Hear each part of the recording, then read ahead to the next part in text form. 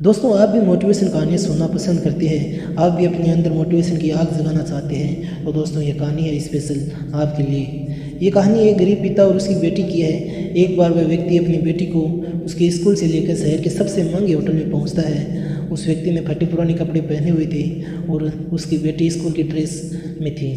जब दोनों होटल के अंदर पहुंचते हैं तो वेटर पूछा, सर आप क्या खाना पसंद करेंगे, आप अपना ऑर्डर बता दीजिए। तब उस व्यक्ति ने कहा कि आप मेरी बेटी के लिए एक प्लेट पाव भाजी लेके आइए बस। वेटर ने कहा, सर आप कुछ नहीं लेंगे, आपके लिए भी कुछ लेके आऊँ? तो गरीब व्यक्ति ने कहा, मेरे लिए कुछ नहीं, आज मेरी बेटी के लिए पार्टी है। मैंने इससे वादा किया था कि अगर तुम इस ज़िले में 10th क्लास में टॉप करोगी तो मैं तुम्हें इस शहर के सबसे महंगे होटल में पार्टी दूंगा।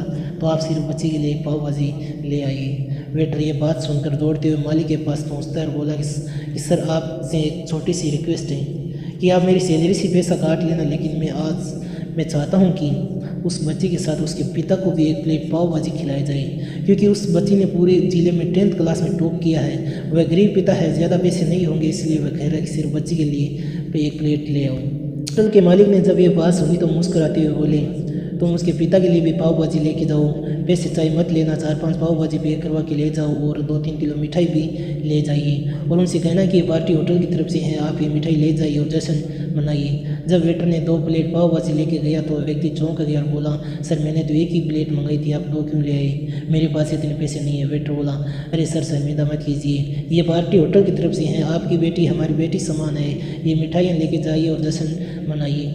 पिता और बेटी खुश हो गए और वहाँ से चले जाते हैं। कई साल बीत जाते हैं और उस गरीब पिता की बेटी अब यूपीएससी की तैयारी करके कलेक्टर बन चुकी थी और इत्तेफाक से उसी शहर में उसकी पोस्टिंग हो गई थी। उस लड़की ने उस होटल में सूचना पहुंचा दी कि मैं उस होटल में लंच करने के लिए आ रही हूँ। होटल के मालिक ने जब ये बात सुनी तो होटल की पूरी तरह से सजवा दिया गया और गांव में ये सारी बात पूरी तरह से फैल गई थी। कस्बे के सभी लोग उन्हें देखने के लिए आने लगे।